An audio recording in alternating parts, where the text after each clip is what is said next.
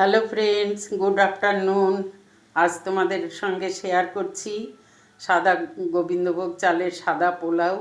প্রথমে চালটা ধুয়ে শুকিয়ে নিয়েছি, তারপরে কড়াইতে তেল আর ঘি দিয়ে পেঁয়াজ ভেজে তার মধ্যে পেঁয়াজ বাটা, রসুন বাটা, আদা বাটা দিয়ে মশলাটা কষিয়ে নিয়ে যতটা চাল তার 3 ভাগ দুধ আর জল দিয়েছি।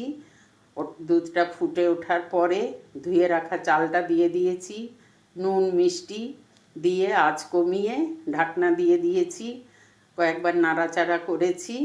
এবার কমপ্লিট হয়ে গেছে, তোমাদের সাথে শেয়ার করলাম। আর এখানে আছে ইলিশ মাছ, হালকা করে দই দিয়েই করেছি, কিন্তু একটু কালারফুল করার জন্য লঙ্কার গুঁড়ো দিয়েছি, হলুদ দেইনি। এই পোলাও আর ইলিশ মাছ, দই ইলিশ আমার লাঞ্চের রেডি। ওকে, ডান।